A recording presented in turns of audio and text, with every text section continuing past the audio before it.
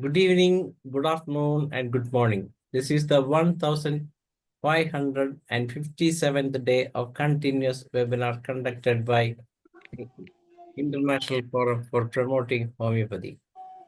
Today, our guest is Dr. RASHMI Shukla. Let us begin the session with 1 minute silent prayer. Thank you all. The International Forum for Promoting Homeopathy comprises of homeopathic lovers, students, and doctors, and we have 3 sessions every day. The first session of the day is already over in Hindi, and the second session, the international session, from 8:30 to 9:30, and from thereafter we have a local language session in Malayalam from 9:30 to 10:30. All these sessions are going in a good way, and we have a lot of presentations from a different part of the world. Doctors as well as homeopathic lovers from 65 countries have presented various papers in this forum, and all these presentations were very excellent. And we used to upload the videos of the videos on the very next day itself, so that those who missed the session can watch it again. And so that is the beauty of this forum without paying a penny. That is another important thing that we would like to add to your knowledge. We would like to ask you, we would like to ask all of you to subscribe our YouTube channel, IFPH Homeopathy, and that too without paying any money. That is the more important point. And let me come to the day's presentation. As you all know, today our guest is Dr. RASHMI Shukla. She has completed MD Homeopathy from Mumbai in repertory and is the director of and founder of Home Aid, and that's a very important thing. That is the she is the one who has done this done a great work for that, and she has presented various papers nationally as well as internationally in different part of the world. And she is winner of many awards. She has produced very good articles on homeopathy and published it in different forum, as well as she is a winner of many awards also. As you all know, we are very happy to have such international faculties presenting papers in our forum. And today, our guest, Dr. RASHMI Shukla, is producing a wonderful session on understanding and explaining a futurist homeopathy. And definitely, it is a big subject. So we have 2 sessions on this days, one on this 50, that is today, and the second one will be, second part of the same will be conducted on 8th of this month itself. That is coming on the very on the Sunday, on Tuesday, I think. Okay, with that, we proudly welcome the guest of the day, Dr. RASHMI Shukla. Welcome, doctor. Yes, as I am making you co-host so that I couldn't find understand because I school like that. Okay, now you are a co-host. You can directly start this. Yes. Yeah. Uh, First of all, thank you so much for such a wonderful introduction. Whenever we hear these things, then we feel a bit that we have done something and we are trying to do something. And really, this kind of platforms and incessant efforts like Sani sir is just precious. And I usually call it's historic because such a age with such a consistency, such a persistence, and getting such a gathering at all cost is something really appreciable. So thank you so much for the platform, for giving me that opportunity. And yes, we would.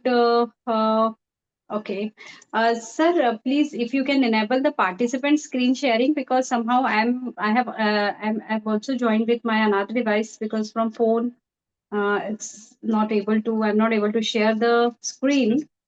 Which So one? Which one? Which one? Please raise the hand in that one so that I can.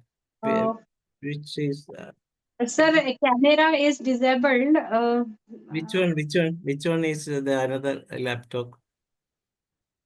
Uh, Kindly. camera is disabled. So I think Which not. one? Which one? The I other? raise the hand. That would be good for you. Like Yes, yes, we can make a co-host on that also. Which phone user? oh, it A is in the name. user. This is Okay, a user. User. Simply one. It the is a office. So, user.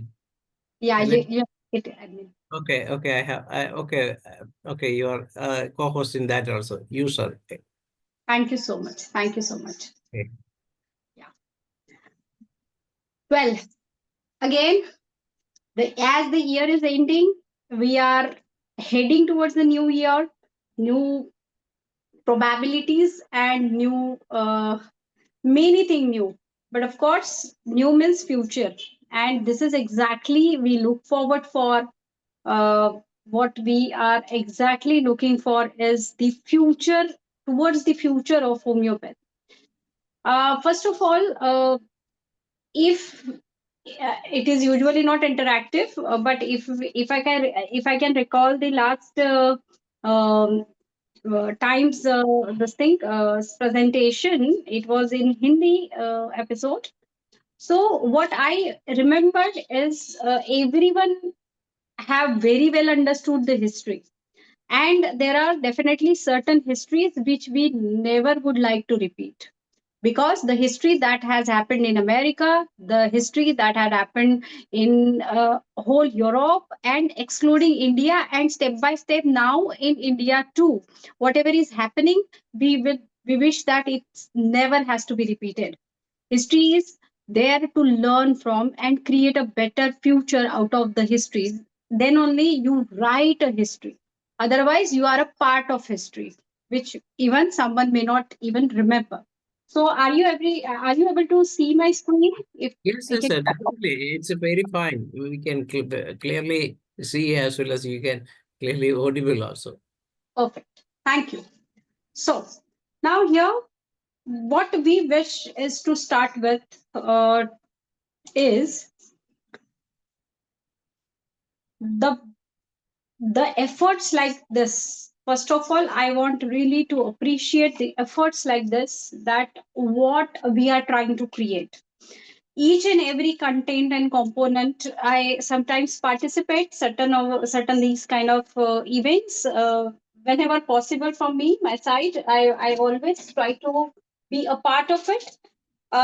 So what we are trying is see, being a medico, we are called, we practice means we are continuously evolving.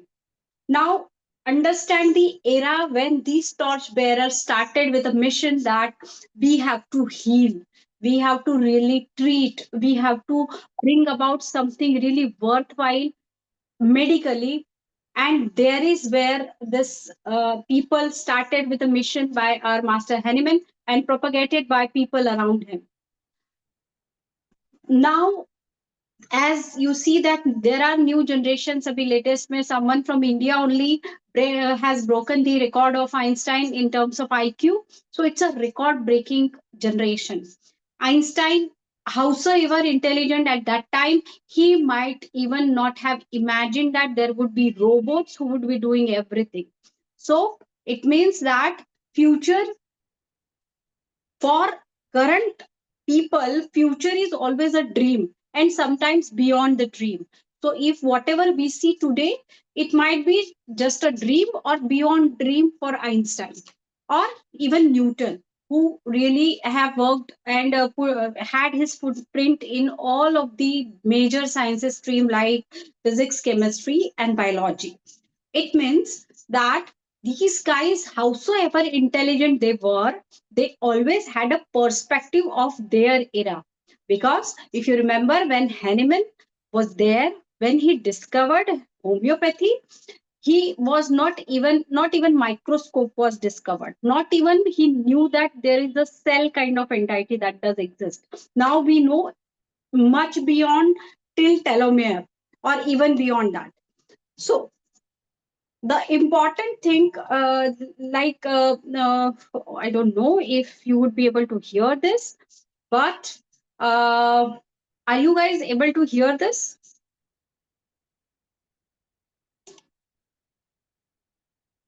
Can you hear this? Yes, yes. You can hear it. Very good.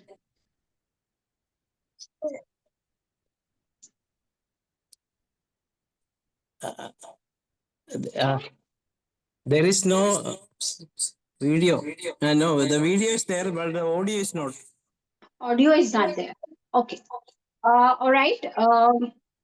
This particular video says that where exactly homeopathy needs an improvement, or what is the current status of homeopathy, and to survive in future, what homeopathy needs to be done. This video, if only with out of these two lines or titles, this whole video was created within 5 minutes by using a technology and chat gpt.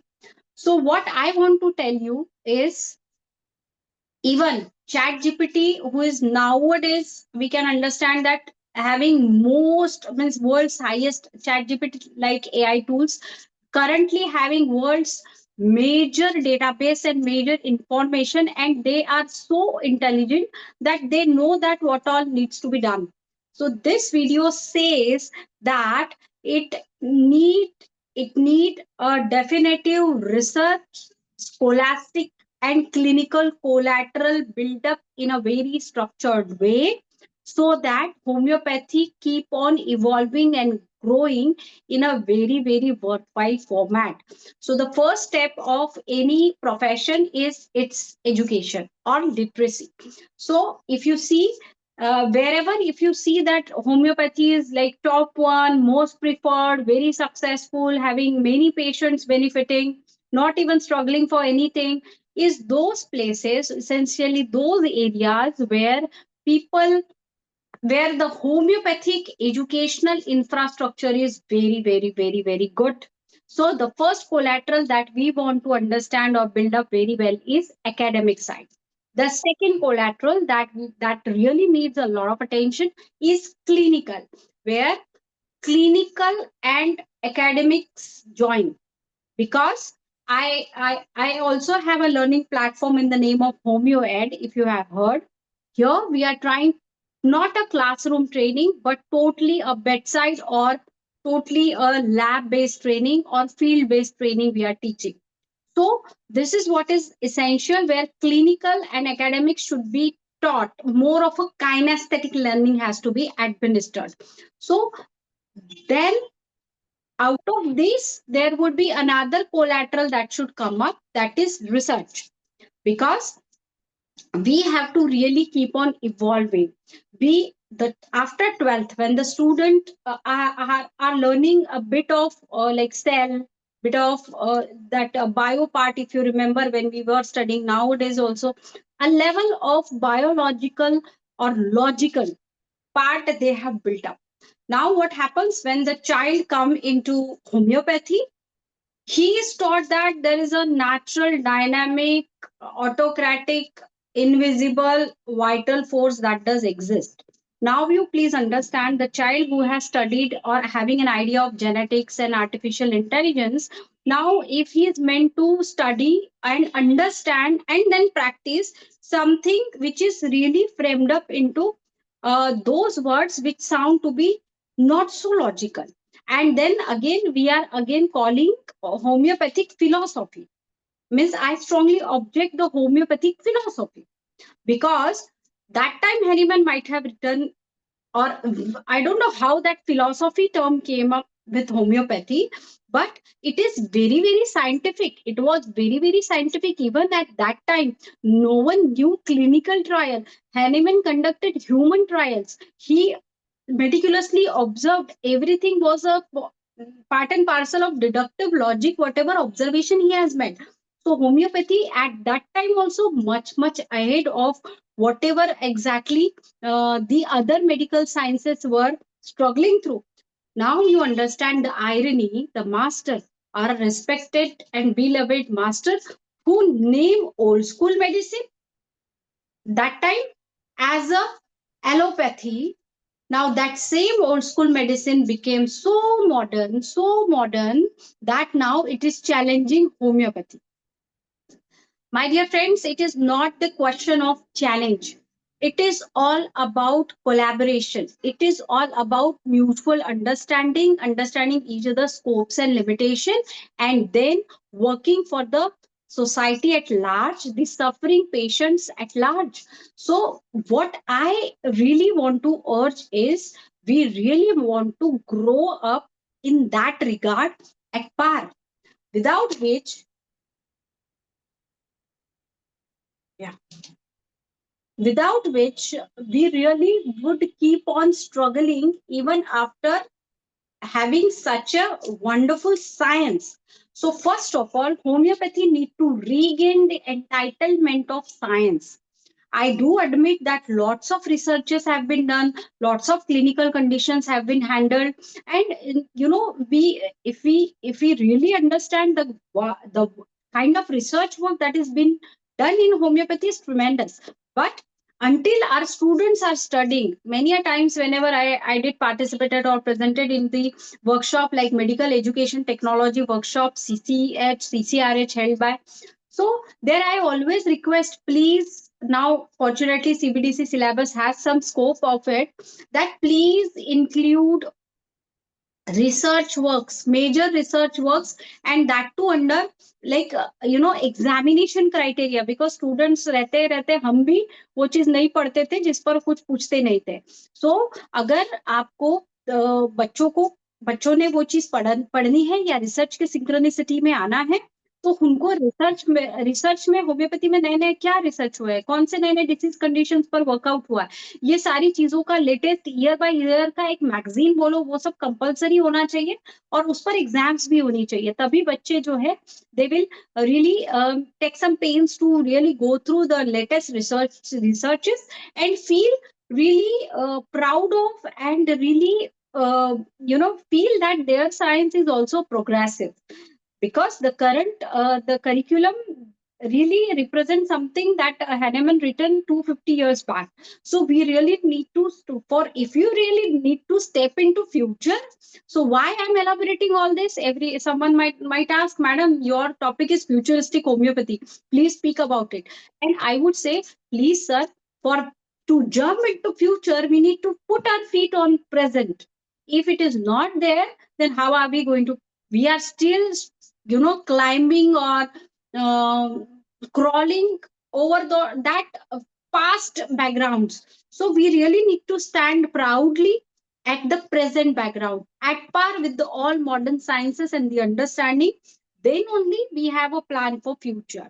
Definitely we have built up certain things for you, but until our student, which is the community at large, is at par and standing with us too, then an actual power of really the actual power of propagating the pathy system and the healthcare will actually take place. So there is no doubt. I just now objected about the uses of philosophy, but there is no doubt that everything starts with philosophy and ends with philosophy. Here I'll give you a small example. Everyone, all of you can read in the introduction of Guyton. Guyton is one of those physiology books who has done really in-depth work as far as physiology is concerned. There somewhere Guyton writes that although I could successfully uncover almost any and every living phenomena or cascade of processes, living processes within living organism, but beyond some point, I was also stuck. I couldn't just catch up or match up to the level where this what we say that automaticity or autocraticity was not really taken care of. Means he said that he could discover everything, but there is one somewhere something starts which he couldn't just track. So that tracking was missing. And he says that here, somewhere that autocraticity of vital force. can be understood, but still it is beyond recognition. We really need to really work more. Means, if I have to be really honest, that modern medicine really need to work more and research more to reach up to the level of Hahnemann that he uncovered these phenomena. So what here I want to emphasize is that yes, when you don't know anything, you start with speculation, hypothesis, but they were logic based the way Hahnemann did. That is still scientific, but there was no obvious official or whatever explanation. Now the same cardinal principle of homeopathy are explainable very well. Now what we wish is that that explanation has to be really done, which is very convincing, not only to the other systems or the audiences or the patients who are now very learned, but our students too. They also need a very logical and rational understanding of what system they are practicing. So here,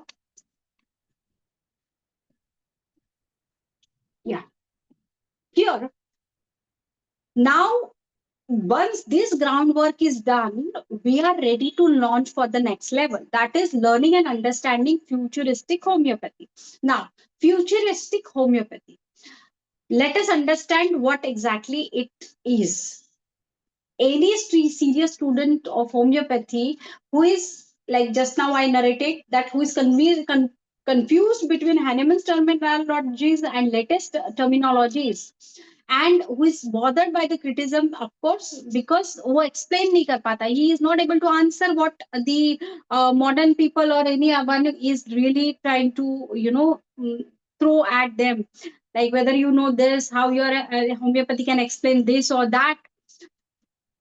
So we have just done the very essential act, that is introspection, and now we are going to act. So burning issue of homeopathy is evolution in homeopathy in best possible way at all levels. Though, although it's like we are stuck still at first level, where academically we really need to evolve, we really need to teach them updated information, correlation, and because if you see Gray's Anatomy when we were studying, I think that was around 24th edition or something.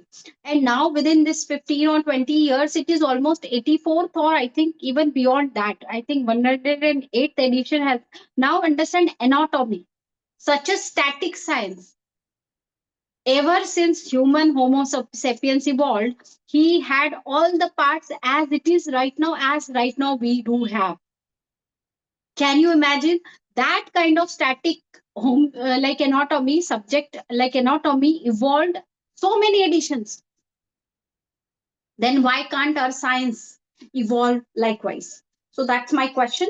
So latest ever development basically needs to be taught to the students. The most criticism that we do invite is of certain explanations, because the look at our might. We have 7,000 practitioners passing out, like 7,000, now they are almost 12,000. 7 to 8% of all the pass outs, like 7 to 8% goes for PG. So this technically, we have seven, technically, basically in India, we need to have one bed per student. Approximately, basically, we need to have minimum 5,000 to 7,000 beds for study of homeopathy. And so that they really learn clinical. Now, I am coming to the second collateral. Now, what is the reality? We need not to speak about the reality. Officially, there are beds, but officially, there are no patients. Or patients are there, but we know what kind of patients are there on the beds. So now you understand the how that student is going to trust in his own system, where he is throughout his internship making fake patient papers. He is continuously writing. I'm not talking about the institute like NIH institute, like many institute, like there are some very good colleges who has very huge OPD and IPD, but they are hardly 10 to 15%. I'm talking about that 85% of the institutions where this exposure is missing. And not only they are missing out that so-called clinical exposure, but they are missing out on one major chunk, that is the trust on their system. They are, how, my dear friends, tell me how they are going to trust on their own system where they are constantly writing fake papers, fake cases. I don't really want to be harsh, but that's the fact, and that's the burning issue of homeopathy. If you really want to be surviving as future, although we are having such a good competency, why we are still entitled as alternative? Because of so many loopholes. Systematic loopholes, we cannot do anything much about it. Of course, there are good policy makers that might be in the room, and if they are, really understanding that where the corrections are needed, Sani sir is so senior. I always keep on requesting him, ki, sir, please, we need to do this, we need to do that. So of course he always has that kind of passion and reachability also to the policymakers. He tries hard, and of course there might be many more people which I'm really not able to see every each of one of them. But through this presentation, I really want to attract your attention towards where the world is going and where are we still standing. So that now I have already summarized that there are not only these challenges, we have so many external challenges as well. Now you understand the psychological captivity that the modern medicine and the other system of medicine has created. The patient has no patience to give second chance to allopath, homeopath, but they are ready to give them all the chances, all the money, all the efforts till they die. They will die in the hands of allopath, but they will not give that patient the receptivity to the homeopath. So if our students are not trusting us, if our patients are not trusting us, so really we need to, if we really want to future तभी होगा when present में हमें ये insurance होगा या कुछ तो groundwork we would be able to achieve, then only there would be a futuristic homeopathy. Of course we'll be coming to the glimpses of it also, but I hope you must have understood whatever the threats that it's a definitive SWOT analysis of systems of medicine. So basically we do cure. So abhi latest mein we have heard that you cannot claim cure because everything is apparent, everything is temporary. Cure is a very relative term. If you can just Google, okay? If you Google, you go to Wikipedia, you go to ChatGPT, you go anywhere and just write what is cure. And no one has given best definition than Henneman. And current era, you search over Google, cure is a very hypothetical term. For them, it is a very hypothetical term. It is a very relative term. It is a very unachievable term. Just Google. After this session, please Google. You will find the fact. The fact is, cure officially registered as a very relative and hypothetical and apparent, entity. So, but we homeopath, we know what we can do. We can cure hypothyroidism. We can cure endometriosis. We can cure PCOD. We can cure even diabetes. So we know what we can cure, but now the rules have laid down in such a way that it is offense. You cannot say or officially claim that you cure.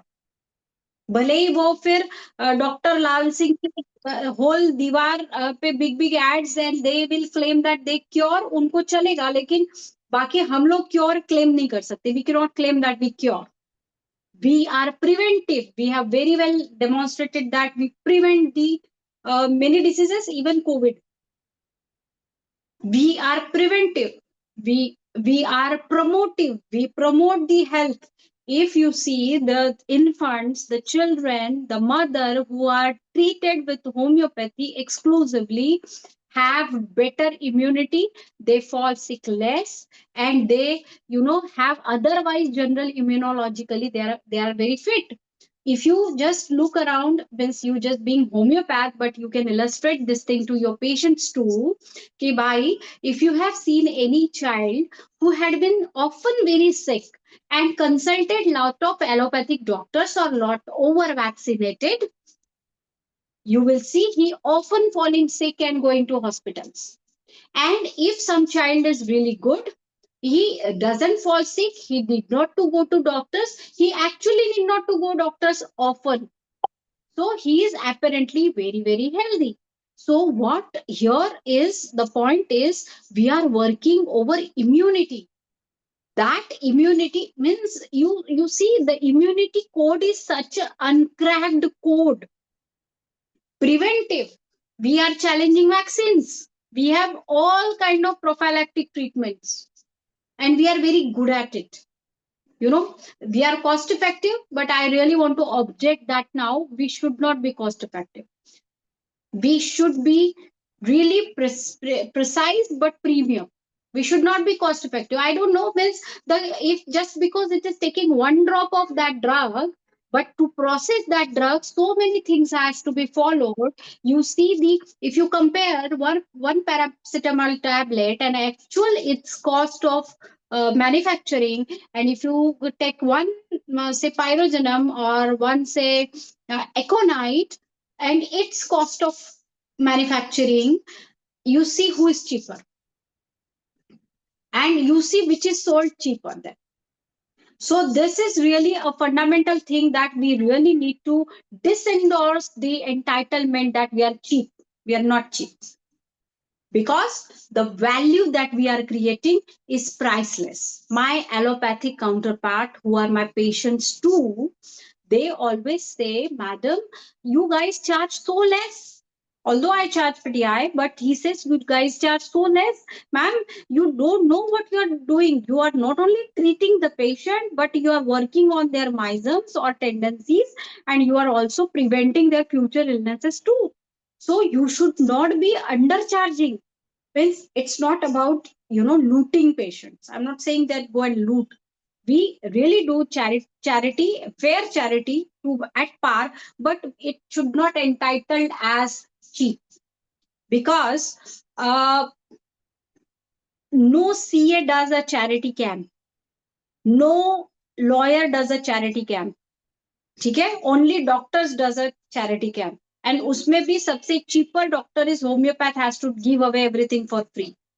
So this that's why to an extent we have devaluated ourselves. There might be good opinions about the other people also, and I really am not against that, giving the really people helping people rightfully the help. I am not objecting that, but of course that should not be at the entitlement of being cheap, or सस्ती तो होती है, 5 रुपए की तो आती है, 10 रुपए की तो आती है. This is what really not done. So agriculture, see, we had many revolution have come. Now we have to really be ready with the next thought revolution. Vaicharik kranti ke liye we need to be ready. We need to have academic, as I said, knowledge explosion, technology revolution, because technically, of course, we have seen some good colleges. I have seen recently I had a visit to the Baxon College, and I saw that the way the college is been developed at an infra, the kind of technologies they have endorsed and incorporated. Even I saw their oxygen plant, I saw their that medicine dispensing plant. So or the technology that they have incorporated, wonderful that is, of course, and we have to keep on going on that front, and we have to really raising up for the professional standards, so that there has to be a consumer awareness, of course. Means if you see newspaper, if you open a newspaper, how often, miss, we have seen very often that some allopathic or ayurvedic drug has been found to cure or treat a certain illness where there was no treatment available. This is a newspaper thing that is seen on newspaper very often. I don't think I read the newspaper very regularly. Over online also, I am very persistently, like, keep on having the information. But I don't remember that often. I have seen any news that is coming very officially that arsenic is found to be very good treatment, because I have seen gelsemium found to be very good and efficacious in Guillain-Barré syndrome. And many of us would have so many cases. Have we ever publicized this?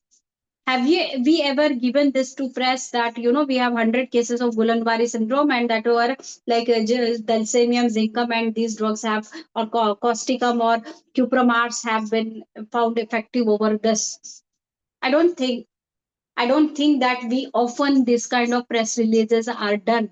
Either the research bodies has to be done or every one of us. Because now there is Sani sir through this. If you really want to create a very good and very conducive kind of future for homeopaths, we really need to join over the research bank where suppose I can see Dr. Danesh, Dr. Hariharan, so or many more like Dr. Varghese, Dr. Manoj, Dr. Ram, Dr. Maya Dasan, so many more. So everyone may have suppose 10 case of thyroid. We have 30 people in the room. 10 cases of thyroid that are cured. Now they don't require any thyroid medicines, so everyone, one may not have 300 cases, but everyone may have 1, 2, 3, 4, 5, 6 case. So if we categorically register or record them in a research format, like 1, 2, 3, even one case you have, fine. So if we can create a research bank, I am into the process of compiling this kind of research papers together so that we create a statistical data. Recently, we had a very huge center that is opened in Nagpur under the leadership of Mananiya Shri Nitin Gadkari ji over thalassemia. And during that opening event, I was also there, and I just spoke to sir that sir, you kept everything like thalassemia. अब thalassemia में क्या करेंगे? Blood transfusion और symptomatic treatment देंगे because that is handled by the medical wing. But there is Ayurveda, which could have some very good medicine, specifically in the form of supplements and dietary regimen. And there is homeopathy, who has lots of very good medicine for the symptomatic management. Okay? Curative, we don't know because it's genetic. It could be certain ways. I said, sir, why you haven't considered Ayurveda and homeopathy department to manage, because it is huge. Like I think it is almost very, I think 8 acres or something. It's a very huge project. So I said that why you haven't even considering Ayurvedic and homeopathic department into it. He says, Rashmi, bring me stats. How many statistics that you do have? Of course, I may have very less number of hemophilia or thalassemia cases. So I thought, okay, sir, let me check out with. So since then, that was in my mind that we really need to create a research data bank where everyone can put up their cases of disease wise, sections wise, category wise, and we can get this project endorsed also by university. I have spoken a couple of deans of a couple of university. If they are ready, they said they are ready. Only delay is from our side. We need to be really ready for that. So research vertical, we don't have to really go big on having big budgets and doing this, that, blah. At least start from wherever you are. Do whatever you can right now. If you really want to lay down the stone for future, you have to be standing at present. At least we are not even standing at present that firm. So first we have to really put our feet firm on the ground, and then only the future is possible. So we really need to professional standards to be raised, consumer awareness. The way I have just said that there are lots of paper publicities that are required. Governmental resource crunch has always been there, but there are ways out to get the things done. And globalization, of course, is a huge thing that is really working well. People are endorsing homeopathy globally. When there was in 2019, there was a World Hanuman Day celebration by Homeopathic Medical Association Nagpur unit. Dr. Mohan Bhagwat sir was the guest of honor of that event. And that time, we used to, we always invite big shots to our World Homeopathy Day, it's not that big shot to flaunt, in media, but it's about, making them registered that we are homeopath, we are resourceful, and we can do. So for that matter, I mostly is a very active member. So I ensure that some or the other big policymaker or influencer or those who are really good hand in making a difference in any and everything, we need to be inviting them. So that time I just every time we always have Nitin Gadkari sir, Devendra Fadnavis ji, and some or the other politician. We have so many Rajya Sabha members from Nagpur.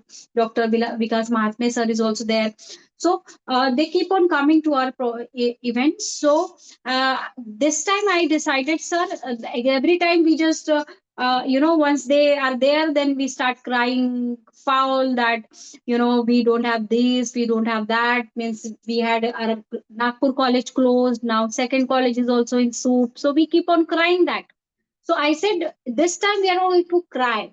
This time we are going to cry loud that what we are globally. Though we are not going to cry how bad we are in Maharashtra, how bad we are in Nagpur, what the issues that we are facing. We really need to show our might. And then I presented him a catalog of global homeopathic perspective, like what homeopathy globally is, how many patients in numbers in country wise. So there are social economy wise, how many people are consuming, endorsing homeopathy. So I gave him that statistics and he was so impressed. And I said, sir, unfortunately, Nagpur, India has, Maharashtra has zero government colleges. And, the official government placements is almost nil. So then, after telling such a global scene and then telling that, but we don't have this, is another impact than just, we don't have, we want this, we want that, we want that. We are so big, we deserve so well, but we are not given anything. So that is how the conversation really made up. And of course, then we followed up also over certain things and certain good decisions had been taken as far as Maharashtra is concerned. So globalization is another thing where we really need to walk in global synchronization. So, what we require if we really want to or need to shape the future of homeopathy is the need for information sharing. First of all, we really need to be communicative and open while communicating. If someone has brought up some results after certain techniques or tactics, it rather than becoming a high, like most what do we say, most what we call that, limelight kind of school of thought. It should be a simple knowledge sharing that, see, I have studied this and I found this is how it works. And this kind of platforms are a great, can be a great instrumental for the same. Again, we need to work over the specialization. Like, if, see, here the meaning of specialization is, if you see, there is a kind of unity that does exist in modern medicine. I mean, after having good knowledge, uh, even after graduation or post graduation, you are so thorough.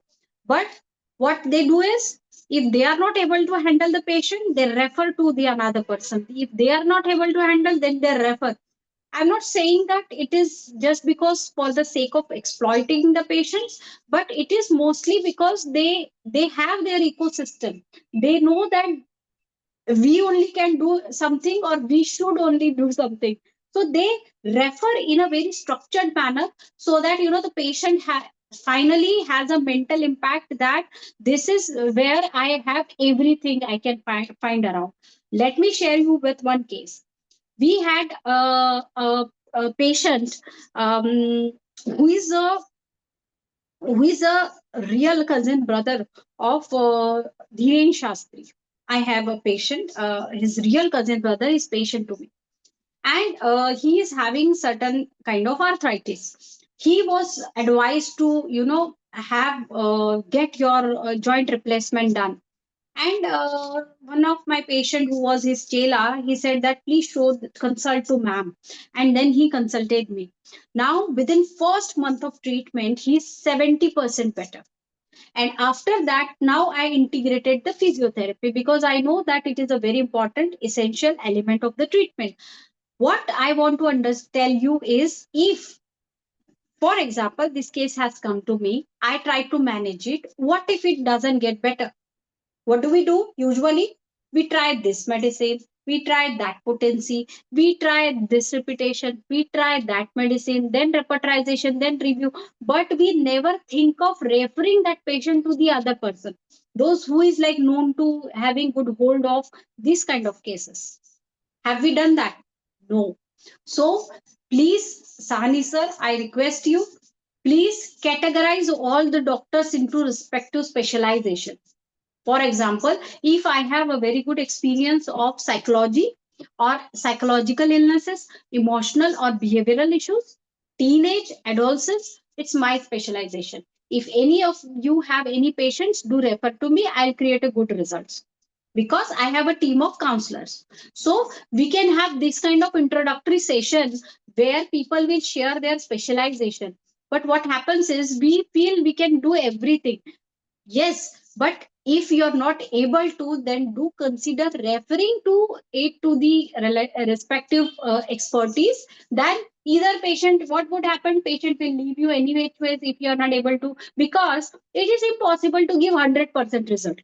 Anyone, for no one it is possible that he will give 100% results. There would be chances of failures. Everyone has to face that. But then there is a solution that we need to know whom in the profession we can refer the case, so that that is managed well, so that he has a good name homeopathy in good books, than just telling कि अरे मैं वहां गया, मैंने इतना पैसा दिया, मेरा इतना टाइम बर्बाद हो गया, मैं इतना एग्रेवेट हो गया, मेरा कुछ नहीं हुआ, so homeopathy doesn't work. So so ultimately blame comes to pathy and not the path. So we really need to create that ecosystem of specialization so that we have a better dealing with the clientele, because now the clientele are artificially intelligence enabled. So they know everything about disease, maybe more than you, because they'll chat GPT everything. कि क्या होता है ये rheumatoid arthritis, क्या होता है hypothyroidism. They can take you Viva too. So we really need to be prepared and better formed. This is the basic current this thing. Now, the technological revolution that has taken place in system of medicine is nanomedicine, telemedicine, genetic medicine, genetic engineering, and cloning. So these are the ways and cadre of homeopathy, like management, case management, that are added as a very, very advanced form of treatment or the medicines ke advanced facets. Now, where are we standing? Where are we?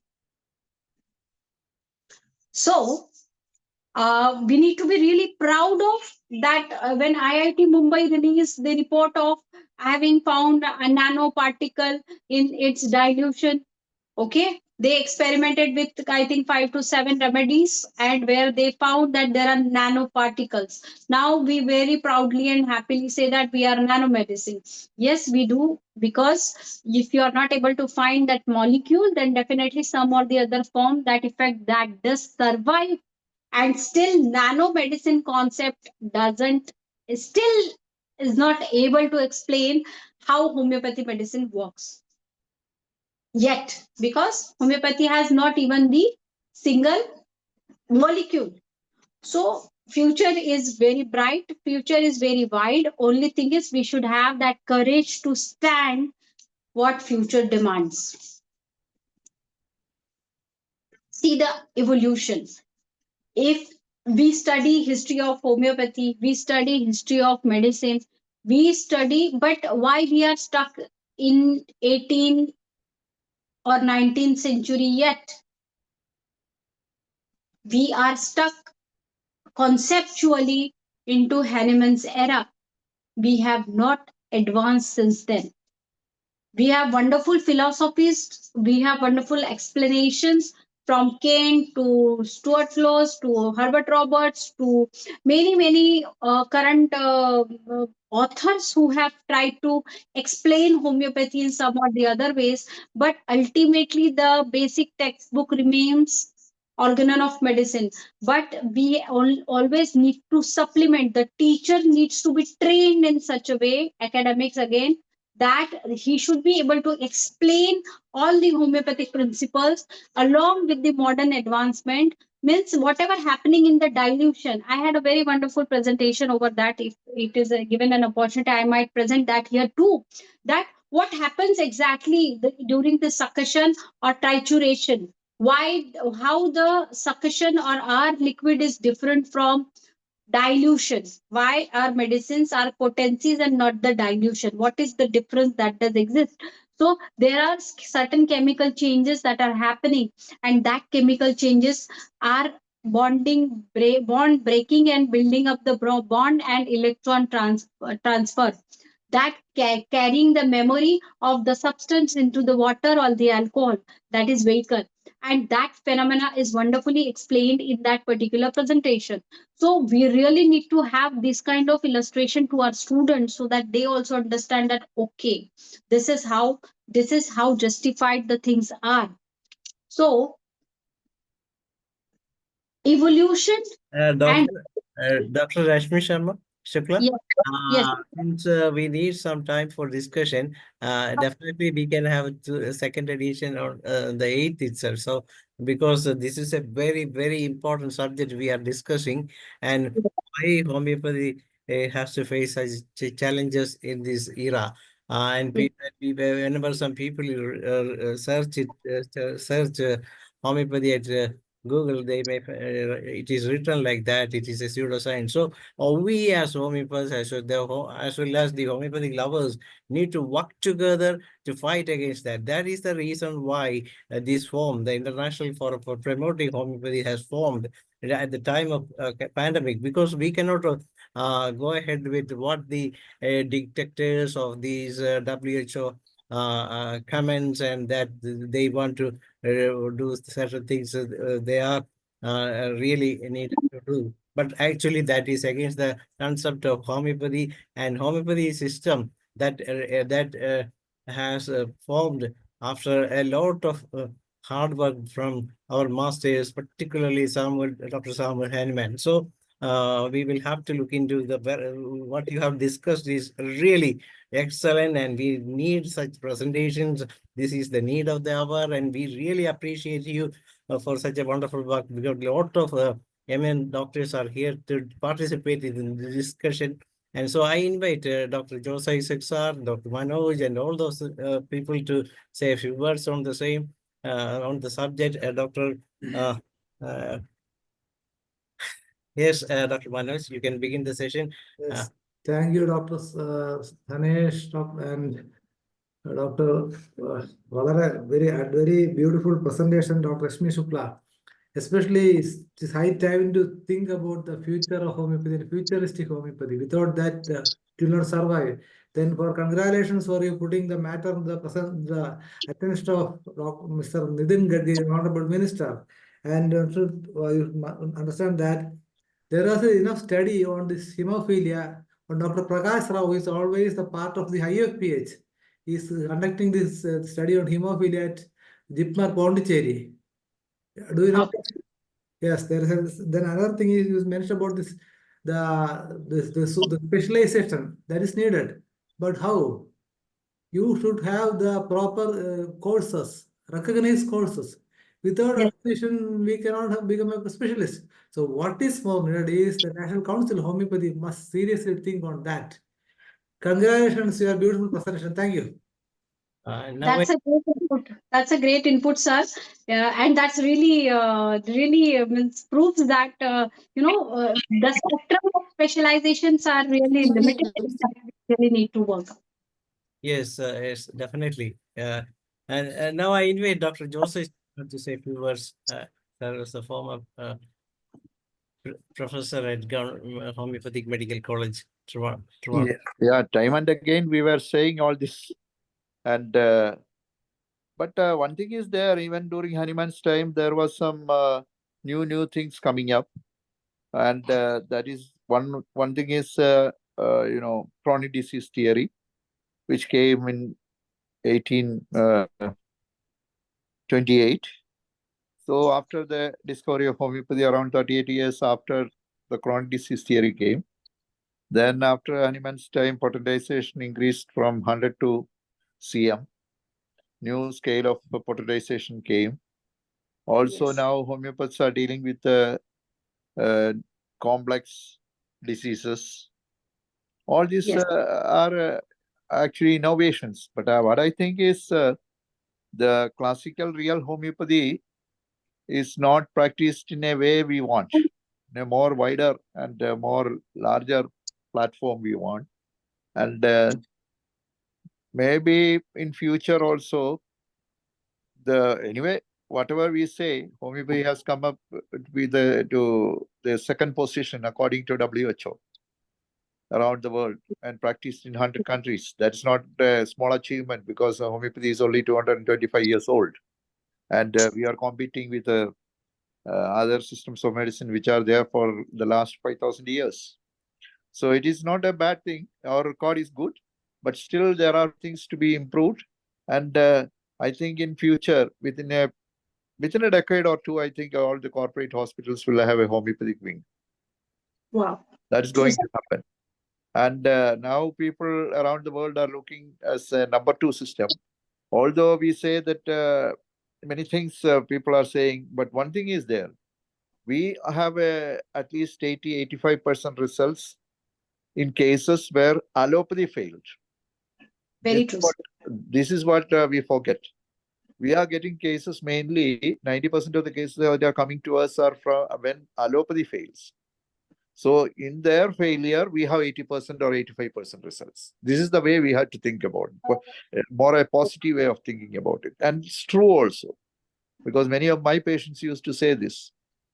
Some of the patients, even today, one patient said, all the people come to you and it gets complicated, not in the beginning. And the first option is always allopathy for most of the people. And but one thing more is there, even in India, people are turning towards Ayurvedic systems of medicine more than the percentage of people going to Ayurvedic systems are increasing day by day. So all these are promoting factors. Another thing is I think the lifespan has increased to 80, 90. And the result is people are taking medicines for from the age of 40 for chronic diseases. And they have to take for 40 years, 50 years, not like previously. In olden days, people get diseases by the age of 50. They take medicine for 10 years and die by the age of 60 or 65. But now it is changing. So, and one more, there are certain other things also we have to think about. See, nowadays, even allopathy doctors are saying that we have to discourage the use of antibiotics. You know, antibiotics was one of the reasons for the downfall of homeopathy. Because when antibiotics came, the general thinking was that antibiotics will kill all the germs in this world and also the diseases. Vaccines also, the same thing. Now they are talking against antibiotics. Tomorrow they will talk against these vaccines also. One day, it's not too far. It started, sir. It already started as far as antibiotics are Already concerned. many scientists have started talking about against vaccines. True, sir. Yes, sir. Thank you very much, sir. Sir, definitely we will have a second part of the same on the 8th of this month itself. That means just 2 days after. So please join on that day also, so we can make a beautiful discussion in this forum to conclude the session also. So I invite Dr. Ram Paresa sir to say a vote of thanks to the session. Thank you, Dr. Dhanesh ji, and Namaskar, everyone, and congratulations, Dr. RASHMI Shukla. Very good presentation, wonderful presentation, homeopathic philosophy, future very bright of homeopathy. Science, homeopathy science is a truth. No change of philosophy, no change of fundamental law. Homeopathy is the very bright, homeopathic future is the very bright. Very, very thanks, Dr. RASHMI Shukla, Thank you so much. behalf of IFPH whole team, congratulations. Again, presentation. Thank you. Thank you, Dr. Rashmi Shukla, and those who participate in the sessions. And tomorrow we will have a session from Dr. Sharma. She will be talking about homeopathic treatment for insomnia. Bye. Thank Take you.